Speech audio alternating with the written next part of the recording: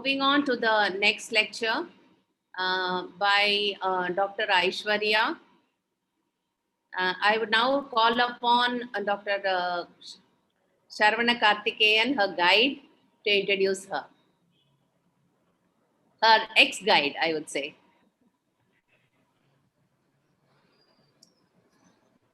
Very good morning, one and all.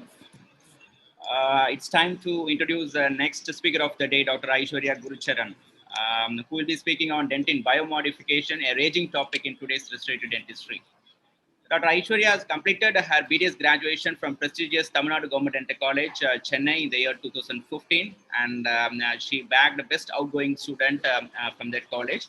And she did her MDS in our department, SRM Dental College, Ramapuram, 2016 to 2019 batch, and she bagged gold medal in her final exam. And she has been awarded with several best paper and poster sessions across many national conferences, and also has numerous publications to her credit. She is also a recipient of a Young Researcher Award 2019, awarded by our own Nationality Specialty Association, IACD, and Emerging Star Award by our state association, CET, in the year 2017. Being her guide, it's with now immense pleasure and pride I introduce one of the most dedicated and hardworking student, Dr. Aishwarya. Over to you now, Aishwarya. Good morning, everyone. Good morning, everyone. Thank you so much, sir. It's an honor to be introduced by my own teacher. Thank you, the whole team of SRM, for giving me this wonderful opportunity today. Shall I move on to the presentation, ma'am? Yeah, yes, please. Share your screen. You can share your screen.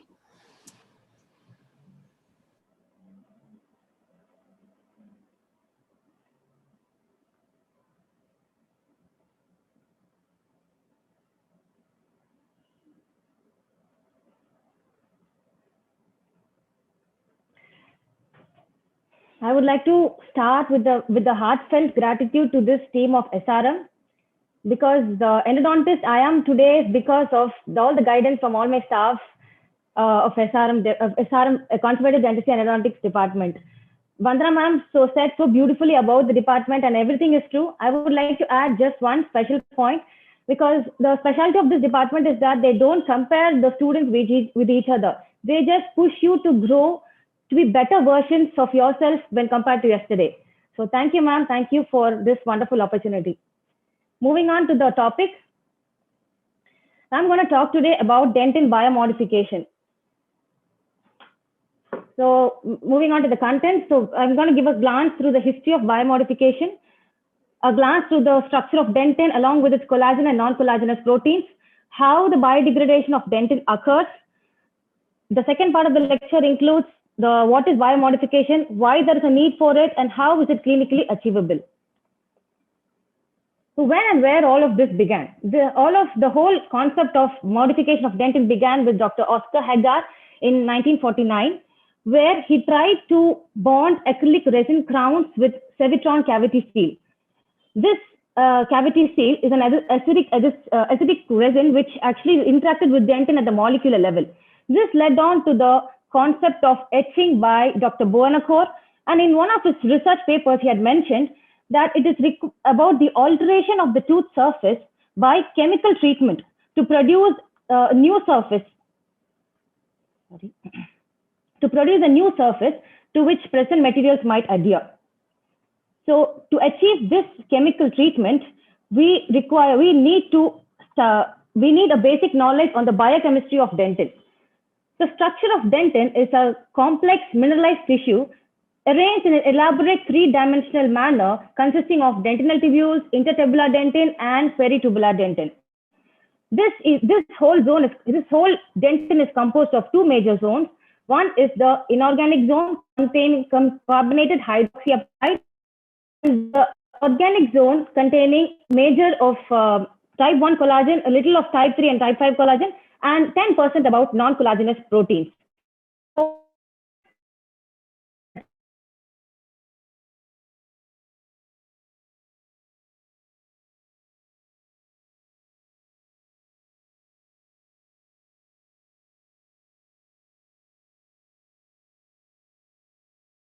collagen contains glycine, major three components, that is glycine, hydroxyproline, and proline. The collagen is a triple helix molecule formed by two of these individual chains, that is alpha 1 chain and one alpha 2 chain, winded in a clockwise direction on a right-handed triple molecule. This collagen, called as a tropocollagen, is formed from a larger precursor called collagen, procollagen. So this procollagen contains N-terminal propeptide and C-terminal propeptide, which undergoes cleavage by proteinases, N and C proteinases respectively, to form the mature collagen or the tropocollagen. So this tropocollagen contains, the mature collagen contains three major domains. The two non-helical domains containing N-terminal, that is the amide terminal, and the C-terminal, which is the carboxypeptidide terminal, with a central triple helix molecule. So each of these individual collagen fibers, triple helix molecule monomers, undergo orientation or self-assembly into 8 to 10 joined together to form small microfibrils with the help of cross-linking at the lysine and the hydroxylysine, which I had mentioned earlier. At those sites undergo cross-linking. That is, the N-terminal end of one molecule binds with the C-terminal end of another molecule. So this forms a microfibril with a specific architecture of 67 to 69 nanometer gap zones. This is the gap in between the collagen fibrils, which is exactly 67 to 69 in case of type 1 collagen. And you can see the lighter zones, which are called as the overlap zones. This is the overlap zone where the adjacent collagen fibrils get overlapped. So this gap zones and the overlap zones form the basis where intrafibrillar mineralization occurs and allows for cross-linking with the adjacent collagen fibrils. So each of these, the 8 to 10 of these microfibrils further undergo cross-linking to form the larger fibrils. The collagen fibril is the final cross-linked collagen present in dentin, with respect, unlike the other part of the body where the collagen fibrils further organize into larger collagen fibers. But in dentin, the final cross-linked form is the collagen fibril. So this final cross-linked collagen is responsible for stability, viscoelasticity, as well as the mechanical integrity of dentin. The main functions of collagen, along with its non-collagenous proteins, include shaping and organizing the extracellular matrix. It acts as a scaffold for minerals to adhere and cause remineralization in case of deep caries management. And third, it helps to preserve the structural, mechanical, and integral properties of dentin, which helps it to function under heavy loads. Moving on to the non-collagenous protein, the major non-collagenous proteins include the proteoglycan molecules. The proteoglycan molecules can be further divided into larger aggregating proteins and smaller leucine-rich proteoglycans. The SLRPs are particularly found in dentin, include decorin and biglycan. This proteoglycans, decorin and biglycan have a folded helical configuration. They have a spiral helical. This folded helical configuration, which binds to 4 or 5 collagen molecules. This indicates the collagen molecules, binds around the collagen molecules, and with the help of hydrogen bonds. This proteoglycans aid in dentin mineralization, and they form the basis of tissue hydration in dentin. They act as molecular sieve, or we can put in more simpler words as a semi-permeable membrane, allowing only the smaller molecular weight particles to enter into the collagen fibrils. These proteoglycan molecules come with glycosaminoglycan side chains. These glycosaminoglycan side chains, actually, these are hydrophilic carbohydrate anionic side chains. That is, these are negatively charged side chains, and they form the basic ground substance of dentin. They help to maintain the space in between the collagen fibrils and maintain the architecture of dentin. They are called as boomerang-like structures because they provide viscoelasticity to dentin, as well as their shape is the form of a boomerang. The whole complex of proteoglycans and glycosaminoglycans form a supramolecular interfibrillar nanostructure scaffold, allowing cross-linking between the collagen fibrils. So you can see the small thread here. These are proteoglycan molecules with the thread of proteoglycan in the center with side chains of glycosaminoglycans. This helps to form strong natural cross-linking between the collagen fibrils. This is a SEM picture showing collagen proteoglycans around the collagen fibrils along with the glycosaminoglycan side chains. This is a diagrammatic representation of the same. So moving on to, this structure of collagen with the proteoglycans and glycosaminoglycans, they form the basic dentin composite scaffold, providing a cell-free background for further tissue and regeneration of dentin tissue. So do you think our dentin collagen is extra special? Definitely, because it is the most cross-linked collagen in the whole of the human body. It does not metabolically turn over, unlike the collagen present in the rest of the body. It is very strongly stabilized that it does not easily degrade, even in the presence of acid etchants. But once it is degraded, it cannot be replaced. So what is responsible for this high stability? It is mainly because of the collagen cross-linking between the N-terminal and C-terminal ends of the collagen fibers. Hello? N-terminal and C-terminal. Ma'am, are you telling something, ma'am? No, you can go ahead. I don't think anything is wrong. Okay, ma'am. We are able to hear you properly. Okay, ma'am. Thank you, ma'am. So this high stability is because of the intramolecular cross-linking caused by the N-terminal and C-terminal ends of adjacent fibers, and it is also because of the intermolecular cross-linking, interfibrillar cross-linking caused by the proteoglycans and the glycosaminoglycan molecules. These are the natural cross-linkers which maintain the stability of dentin. So even this highly stabilized dentin undergoes degradation. So how is it possible? The first collagenolytic activity or degradation activity in dentin was reported by Dayan et al. In 1983. He said that it occurs in two major processes. First, the bacterial acids from the keratogenic bacteria dissolve the minerals and demineralize the dentin, exposing the underlying organic extracellular matrix. And the proteases, there are some protease enzymes which degrade the exposed extracellular matrix, causing progression of the keratogenic bacteria deeper into the dentinal tubules and closer towards the pulp. Initially, they thought that this protease the origin of this proteases is from the keratogenic bacteria. But a study by Kawasaki et al. In 1997 had shown that bacterial proteases cannot resist the acidic fall in pH during the pH cycle, demineralization phase of the pH cycle. So what does cause this degradation if not for the bacterial proteases? 1 year later, Jadharani et al. Found out in 1998 that the culprits are MMPs and cathepsins, which are nothing but endogenous proteinases present within the matrix of dentin itself. What are these MMPs? MMPs are nothing but matrix metalloproteinase, which aid in the physiological tissue development and remodeling of dentin, but become also entrapped within the dentin matrix once it gets remineralized.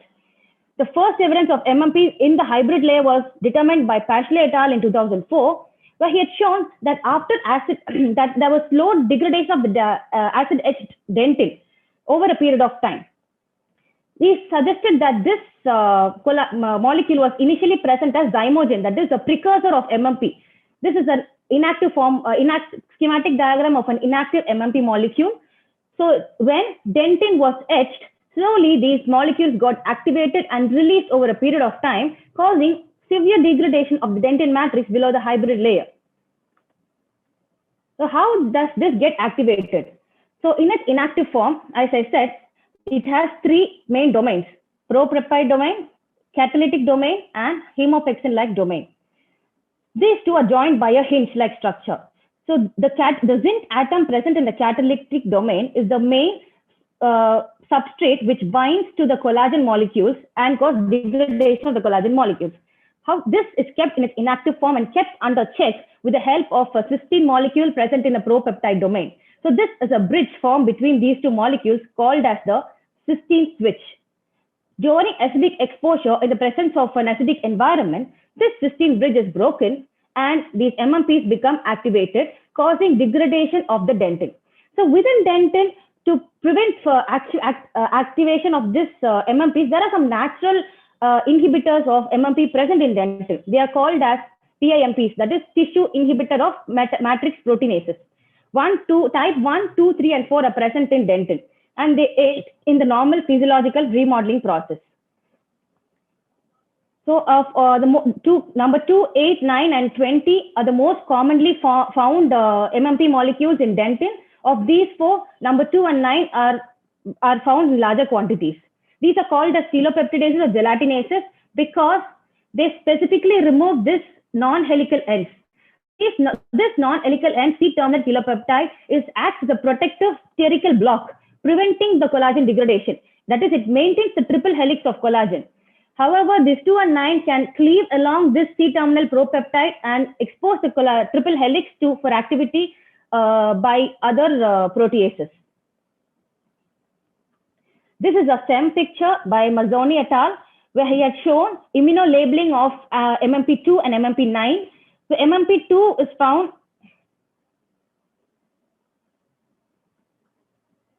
So MMP2 is found to be aggregated more along the peritubular dentin, surrounding the dentinal tubules, and MMP9 was found to be concentrated more in the intertubular dentin. And a more magnification picture showed that there was more dense, then the MMP2 were more densely populated and concentrated when compared to MMP9 after acid etching procedures. The next in line in this family include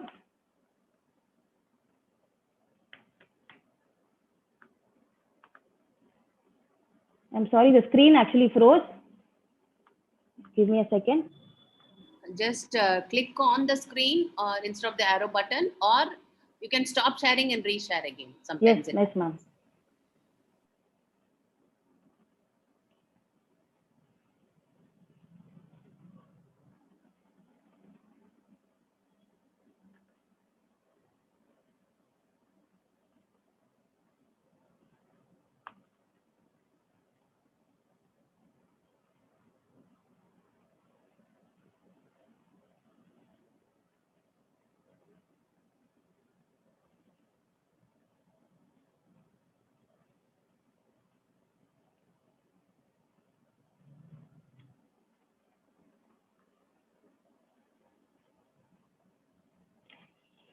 Ma'am, can you see it now, ma'am? Yes, you can see it. You can go ahead. Thank you, ma'am. So sorry for the interruption. So the next in line after the MMPs include cathepsins, the cysteine cathepsins. So these belong to the family of papain, and the most predominant cysteine proteases which are present in dentin are B, C, K, and D. So these cysteine cathepsins get activated in the presence of an acidic environment, and they can act on type 1 as well as type 3 collagen. They are concentration is increased in the case of karyogenic exposure or acidic exposure, or within the hybrid layer after the application of acid etchants and adhesive resins. These cysteine cathepsins also present in inactive form and get activated in the presence of an acidic pH. The cysteine cathepsins B, C, and D, they remove the non-helical part of the parts of the collagen molecule. And however, the cysteine cathepsin K can actually act within the triple helix molecule directly with the help of other proteases. So this is a very specialty of K, and it also can cleave the collagen molecule into multiple fragments, unlike other proteases which can cleave the collagen molecule into only 2 fragments. So cathepsin K is the most aggressive of all the proteases. So how does this cathepsin K act without the help of other proteases, removing this C-terminal celopeptide? I will explain in another slide under glycosaminoglycans. And also they found in a study that this cysteine cathepsin activity was found to be more concentrated in the saliva, where there's presence of karyogenic teeth when compared to human teeth in saliva having no karyogenic exposure. These cathepsins not only endopeptidases, but they also act as exopeptidases and participate in extracellular matrix degradation. That is, they not only degrade collagen, but they can also degrade the non-collagenous proteins like glycosaminoglycans and proteoglycans. This is another STEM picture by Skefa et al., where he showed immunolabeled antibodies of cathepsin B and K after acid etching. You can see the white spots, immunolabeled antibodies, which have been released and shown after acid etching. So what is the role of GAGs in dentin degradation? Even the collagen structure, a non-collagenous protein within the dentin has a role in its own degradation.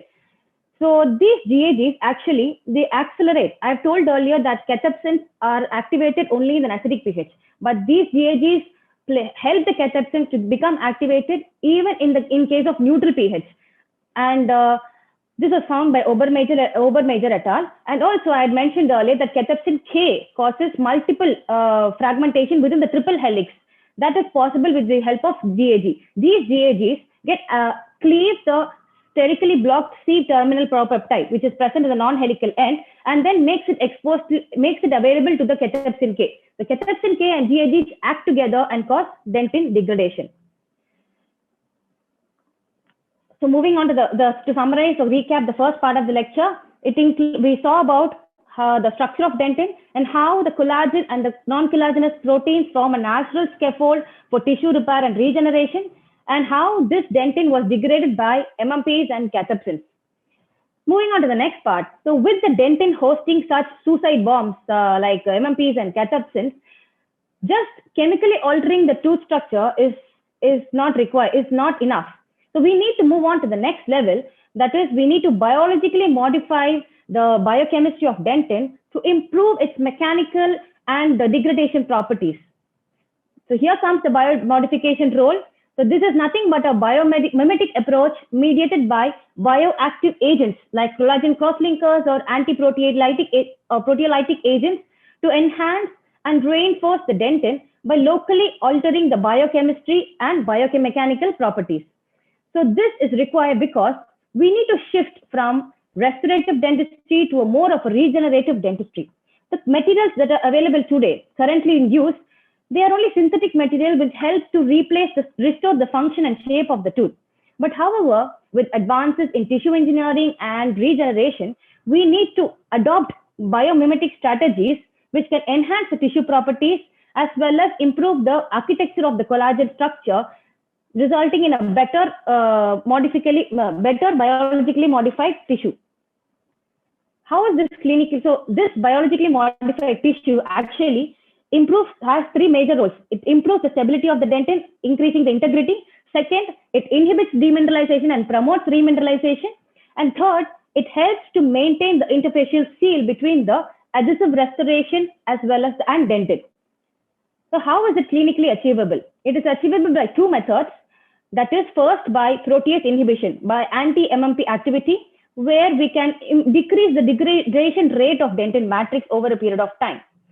And second will be intermolecular and intramolecular cross-linking by application of various cross-linking agents which are available in our field and improving the collagen architecture and strength, thereby increasing its resistance to degradation.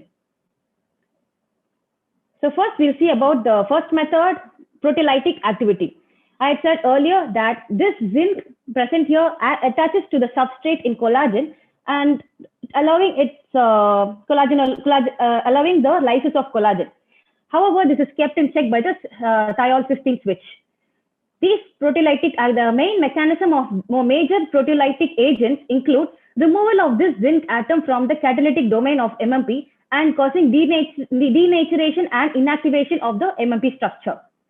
The first proteolytic agent we are going to see today is chlorhexidine, which is the pioneer of almost all the MMP proteolytic agents.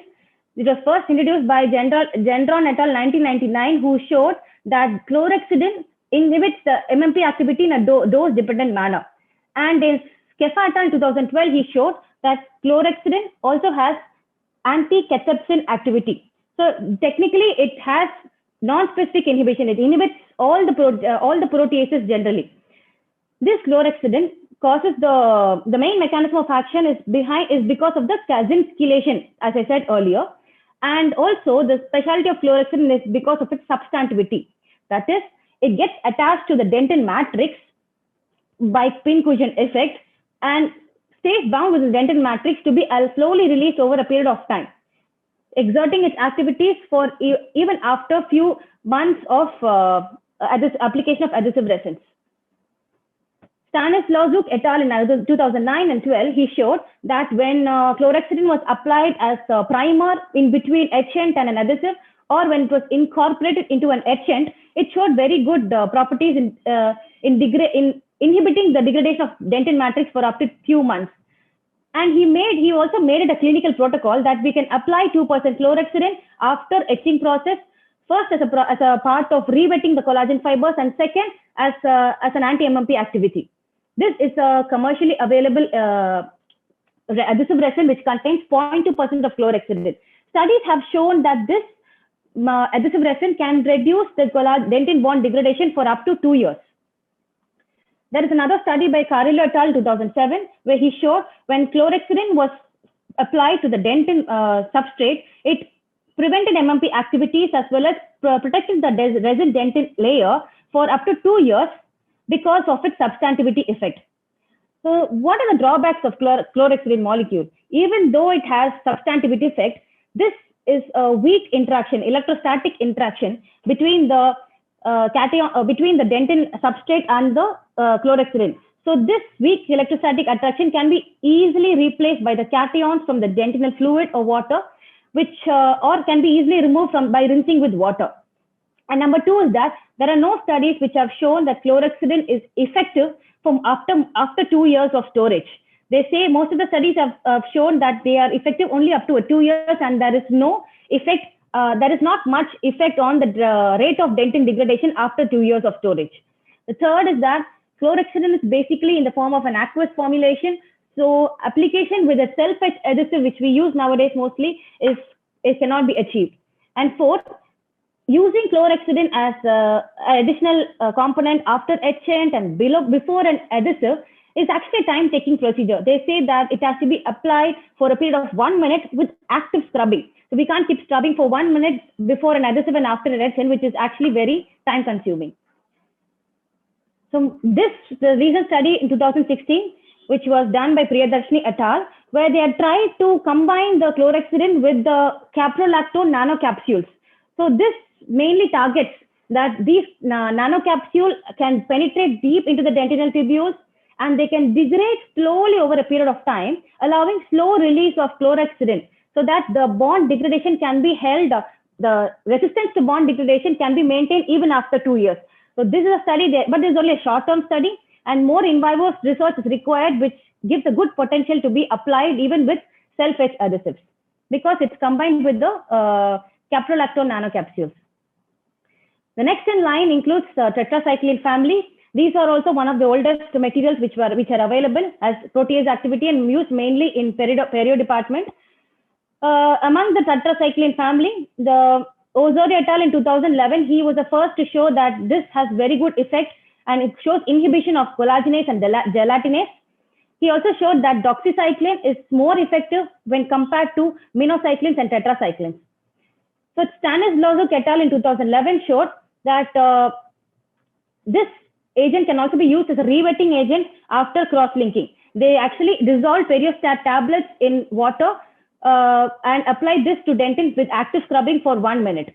However, there are some issues concerning the photooxidation effect of tetracycline. We know that the teeth get stained when exposed to sunlight. Because of the photooxidation, they form a purple color stain. So because of this, there are some concerns in using this tetracycline family as anti-MMP activity for resin dentin bonds. Moving on to quaternary ammonium compounds. These are broad spectrum antibacterial agents with the positive charge amide. So this has a single positive charge when compared to chlorhexidine, which has a double positive charge. So this actually attaches to the phosphate of hydroxyapatite and carboxylic acid of collagen. So this quaternary ammonium compound has anti-MMP activities similar to that of chlorhexidine. However, this, because of only a single charge, the electrostatic attraction is even more weaker when compared to chlorhexidine, and also this weaker attraction leads out to leaching of this QAC components from the dentin over a period of time. This is a study done in 2017 by Dawood et al. He did 2 studies using quaternary ammonium silane cavity disinfectant. That is, they combined quaternary ammonium compound with a silane coupling agent and found out that this did not adversely affect the resin dentin bond. And in the second study, they found that it has good anti-MMP activity and cysteine catepsin activity. So this quaternary ammonium silane is a promising for use as a protease inhibitor to improve the durability of the resin-dentin bonds. Next agent will be benzalkonium chloride. So this has a nitrogenous cationic surface, which actually this belongs to the quaternary ammonium group and possesses broad antimicrobial activity. This is the commercially available etchant which contains 1% of benzalkonium chloride. Saptini et al. In 2013, he showed that the long-term survival of adhesive restoration interfaces created with this etch and rinse adhesive system using BAC is stable in 37 phosphoric acid, and also it has been able to show to inhibit the dentin MMPs. Another study by Tevagil Mutilove et al. 2011, he showed that this BAC is better than chlorhexidine in case of bonding to dentin because it has a strong nitrogenous cationic surface. However, recent studies by 2019 have shown controversial effects that when BAC is applied into a primer, it is not effective to reduce the bond degradation after a period of 6 months. This MDPB, the next component, is one of commonly used nowadays. This is a commercially available agent, Clearfill Protect Bond, which contains 5% MDPB. This is 12-methacrylyl oxidodecyl pyridinium bromide. This belongs to a family of QAC, so they are basically broad-spectrum antibiotic agents. And Tevagil Mutilove et al. 2011 showed that it has good MMP inhibitory activities on both soluble as well as matrix-bound MMPs. The main advantage of this MDPB when compared to other agents is that it can co-polymerize with the other resin monomers. And so they can stay within the dentin structure, cannot be easily removed by washing or any hydrolytic activity. But this advantage becomes a disadvantage because now we don't know how much after polymerization and how much of free MDPB molecules are actually available to act as anti-MMP and anti-cathepsin activity. The next one is zinc salts and zinc methacrylate. I had mentioned earlier that the zinc atom is very important for maintaining the tertiary structure and the catalytic activity of MMP. But Osorio et al. 2011 surprisingly showed that when dentin beams were exposed to excess of zinc salts with the help of zinc chloride, there was inhibition of MMP activity. With this concept, Hen et al. In 2012, he tried to incorporate zinc methacrylate into the resin monomers so that these copolymerizable agents can maintain the stability of the dentin matrix over a period of time.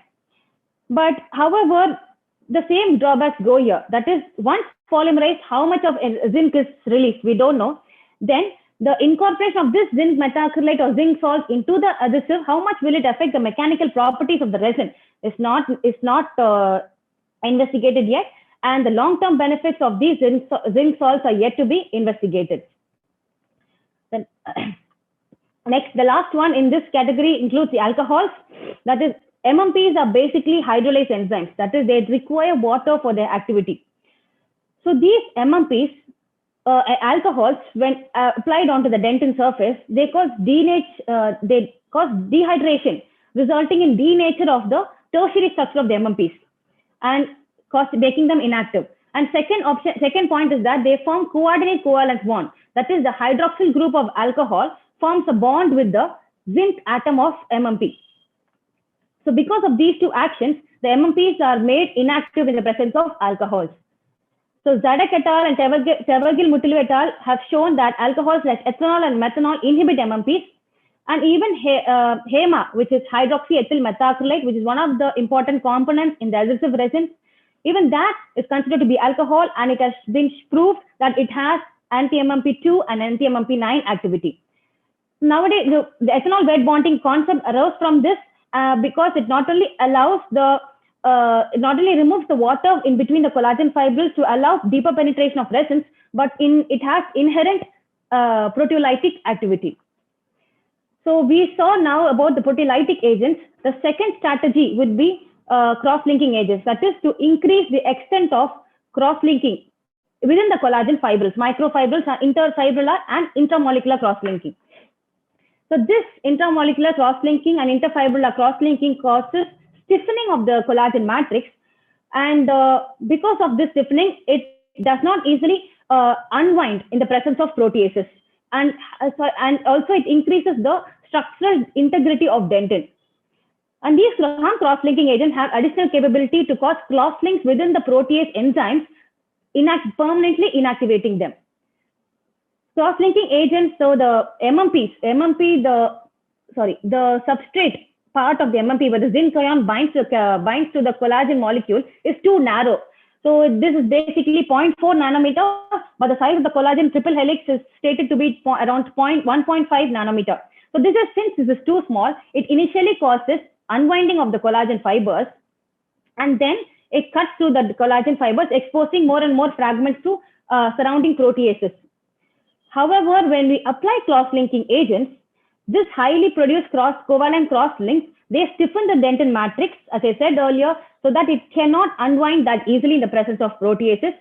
And second point, they can inactivate telopeptidases. The telopeptidases like cathepsin, MMP2, 9, or the cathepsin K and B, which actually remove the protective component, the C-terminal non-helical end. They can inactivate those peptidases and provide protection to the triple helix.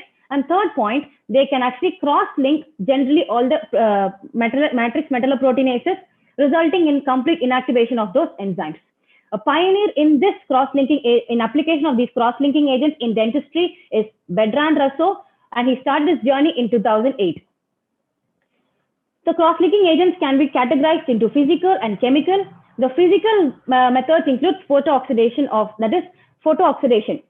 This involves the presence of free radicals like O2 and O2 minus. Riboflavin is a very good source of these free radicals, and this can be activated in the presence of UVA light and physical light in this nanometer. This causes collagen cross-linking between the carbonyl end and the non-helical carbonyl end and the amide end of the adjacent collagen molecules. That is, it does not include any side chains, but direct cross-linking between the collagen molecules. However, there are drawbacks because issues with UVA application in dentistry is quite poses safety concern, and also the possibility of visible spectra in this nanometer. How much is it effective as a UVA light is not yet evaluated and requires further investigation. So moving on to chemical methods, one of the earliest tested materials includes aldehydes, which glutaraldehyde, formaldehyde, among these aldehydes, glutaraldehyde is the most potent cross-linker.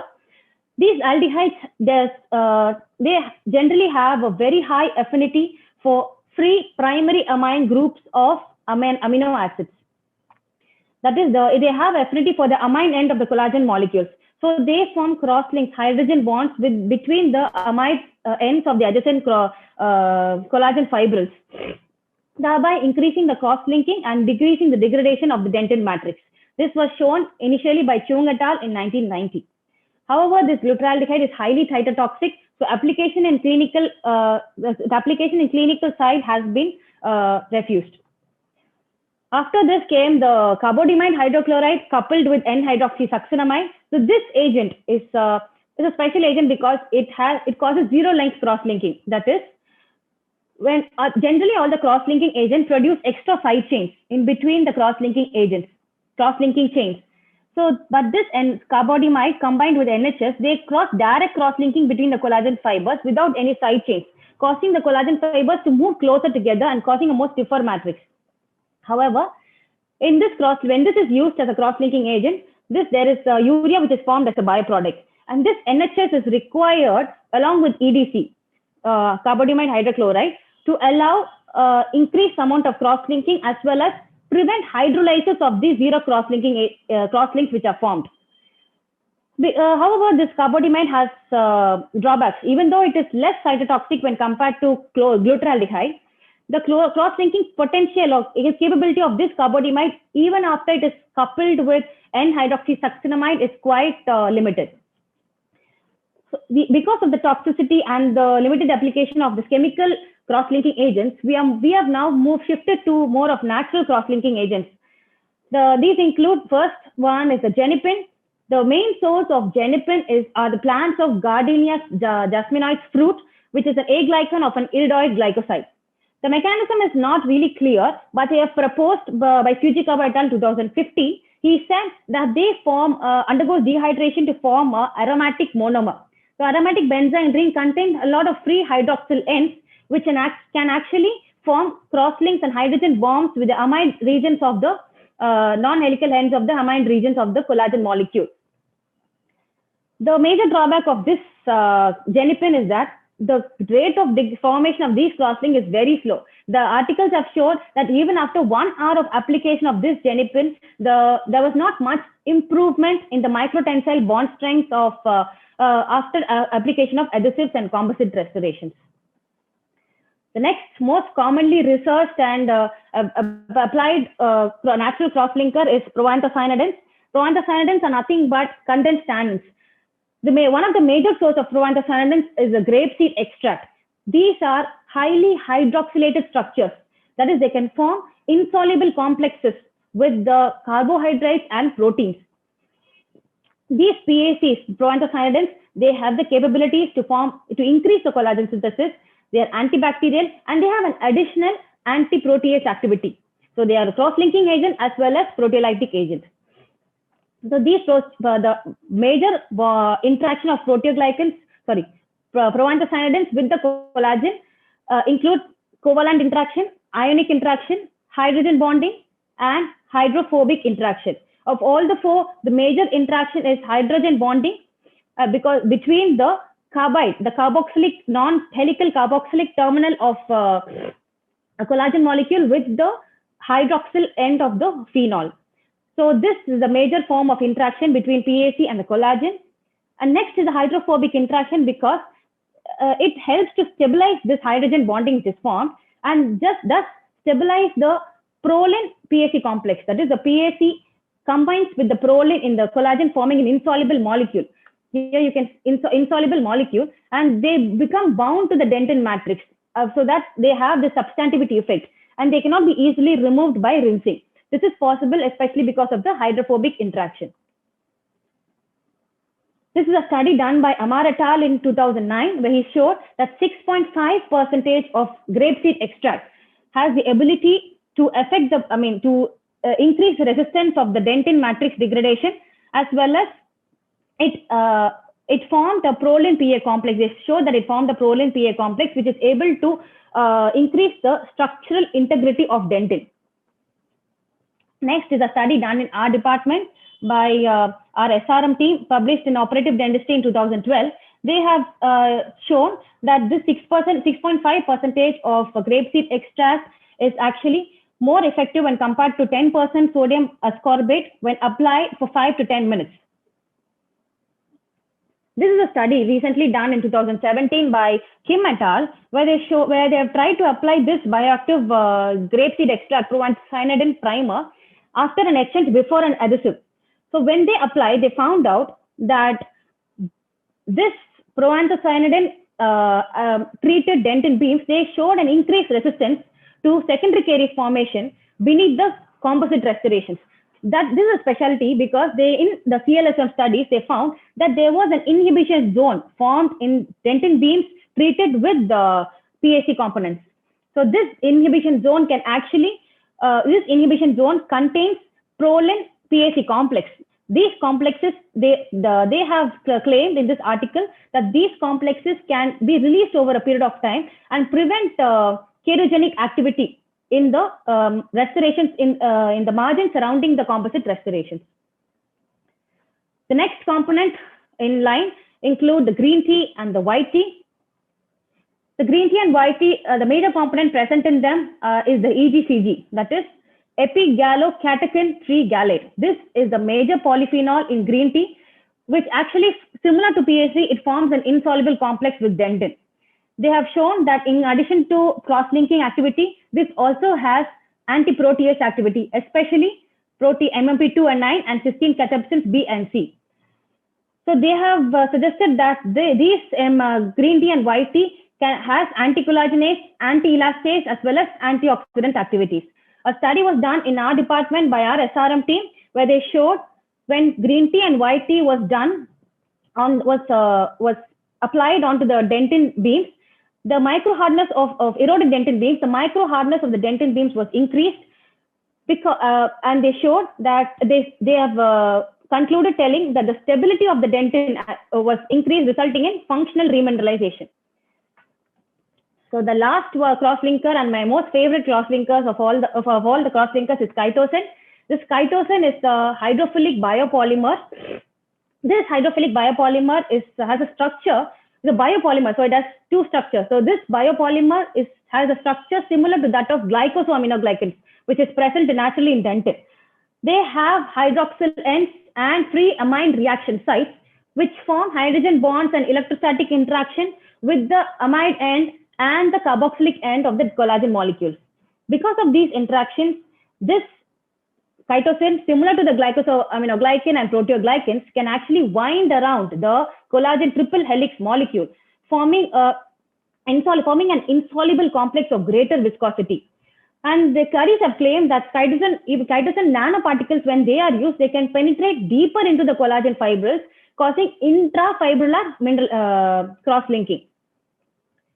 This is a study reported by Kishan et al. In Nanomedicine in 2013, where they tried to stabilize the dentin matrix and decrease the degradation with the help of chitosan functionalized with rose Bengal photoactivation. That is, physical method as well as chemical method was applied in the study, and they found great results with this nanochitosan.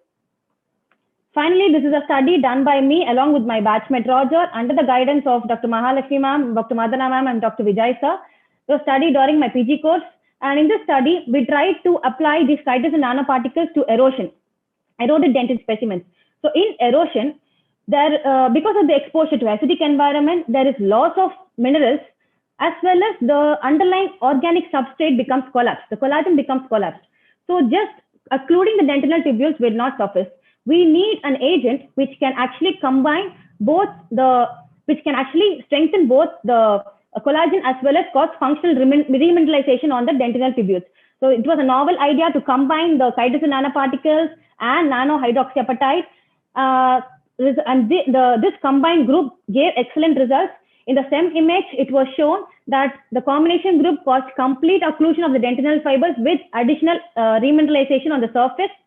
And the FTIR images showed that there was good stabilization of collagen, indicating the amide 1 peaks in the dentin beams treated with chitosan nanoparticles.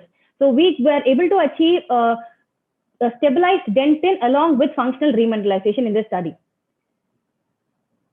So what are the applications of dentin biomodification? You can apply this dentin biomodification at the tooth biomaterial interfaces, especially for adhesive restorations, dental carious lesions. As I had said earlier, the PAC, the proanthocyanidin, form an inhibition zone, which prevents secondary caries around the composite restorations, and can be used in erosion lesions as a study done in our department.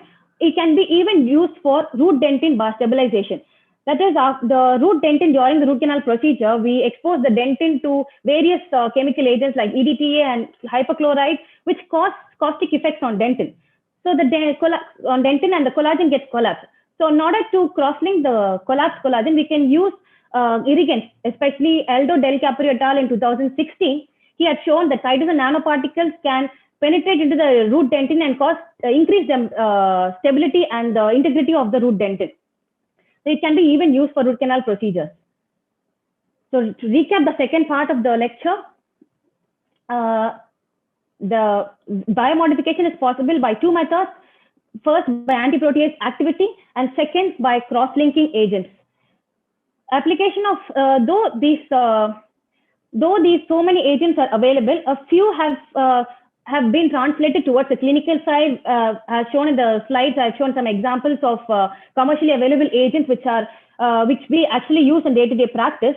However, further research is required more on the cross-linking agents, natural cross-linking agents like proanthocyanidin and chitosan, and even green tea and white tea, because they have cross-linking effects as well as antiprotease activity.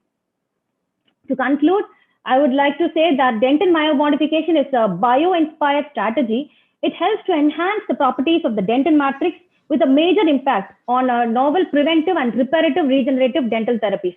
That is, today we need a shift from just restorative dentistry to more of a regenerative dentistry. These are my references. And I would like to acknowledge my UG college, my Tamil Nadu Government Dental College, for shaping me into a good dentist, and special acknowledgements to my SRM team because the conservative dentist and endodontist I am today is because of the whole team of SRM. This is my email ID. Any questions you want, any references, you can definitely contact me. Ma'am, Yes, Yeah, you can Aishwarya. start. ma'am, I'll stop the share, ma'am. Yeah, Yeah. please.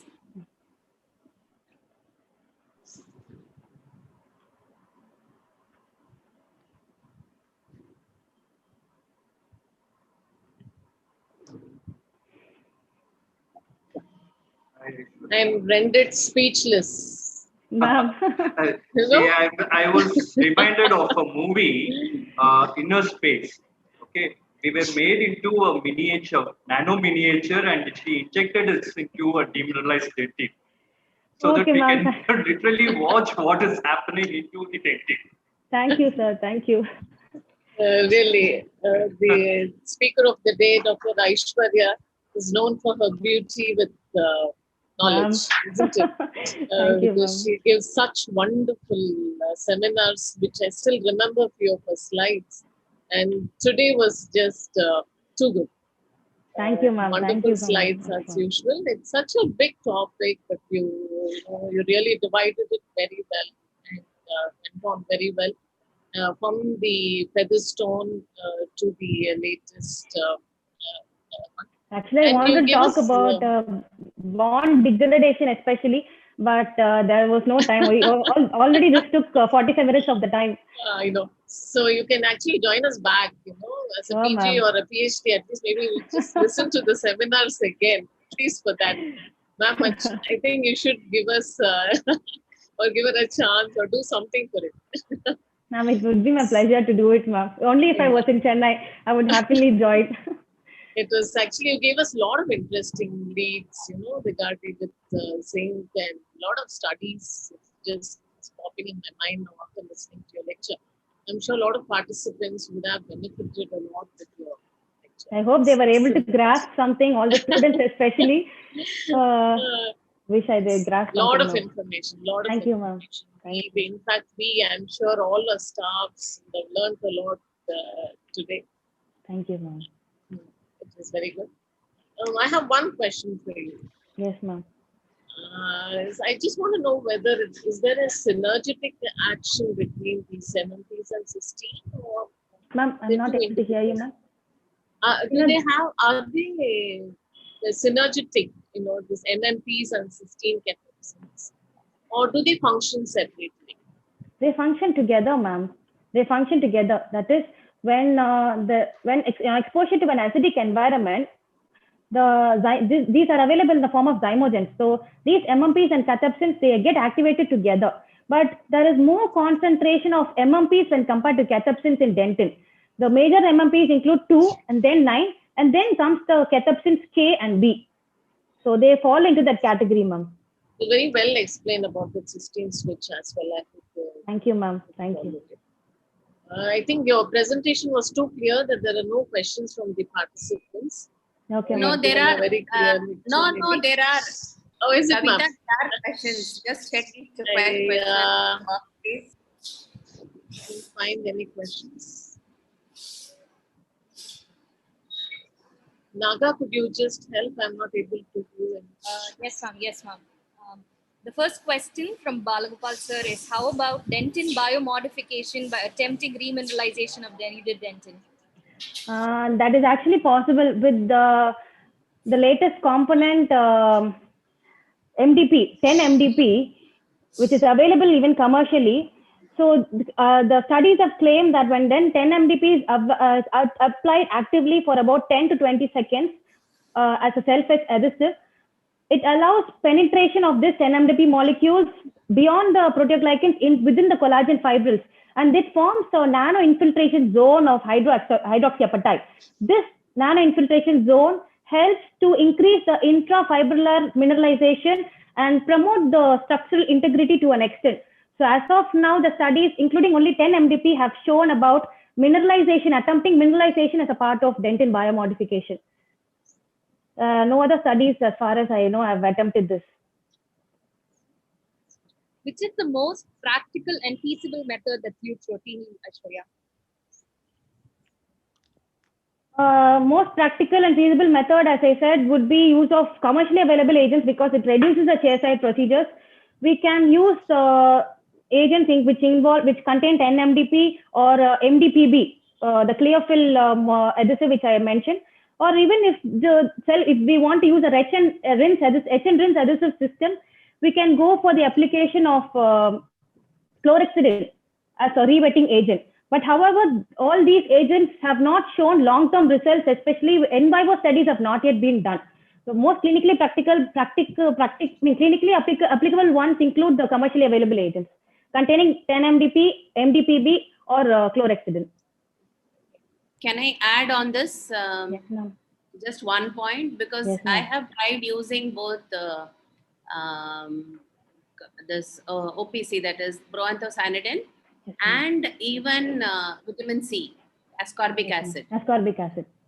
Yeah, both have a good effect on, especially when we are luting FRC post in root canals, wherein your dentin has already denuded because Yes, of ma'am. use of all these irrigants and because of caries.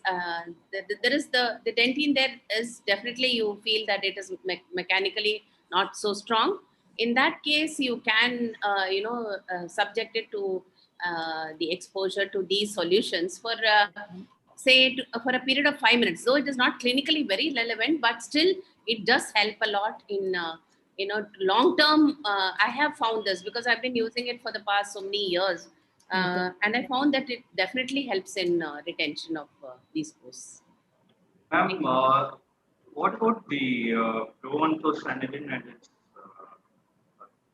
does it really cause any discoloration of the No, it does not. The powder form that comes, because that's what I said. No, we can. I do not know when, if it is can be really applicable in terms of composite restorations. But this is when I'm using it for an FRC post, it does not cause discoloration. And also, proanthocyanidin has to be applied for at least 5 minutes to be effective, ma'am. How Yes, long? exactly.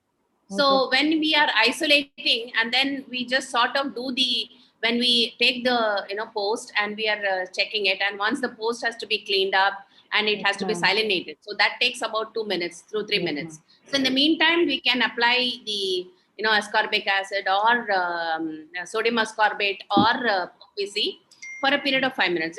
Just syringe it in, leave it in the canal for that time. So Okay. it's almost like up to 5 minutes. Clinically, it is just still possible. Okay, ma'am.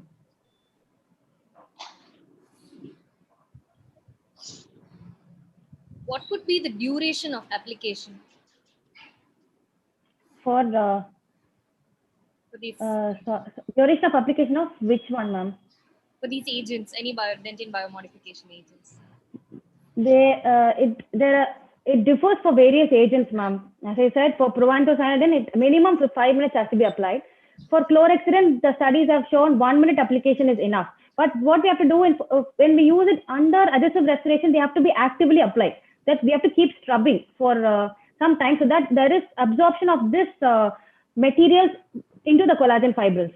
But in case of the commercially available agent, they suggest active scrubbing for up to 10 to 20 seconds, such as 10-MDP or MTPB.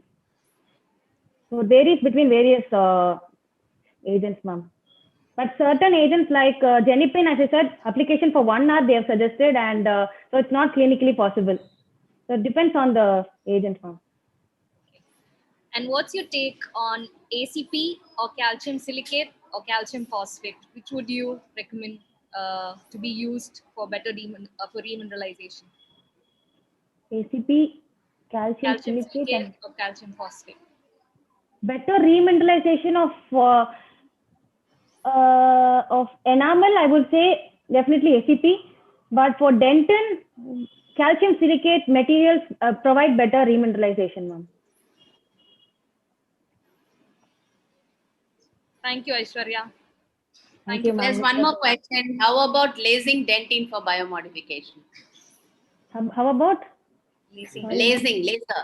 Lasers. Laser, dentin biomodification. There is one in vitro study which was attempted using diode laser, but there were no significant results, ma'am. I didn't study that article much. I will refer and I'll post it again. Sure.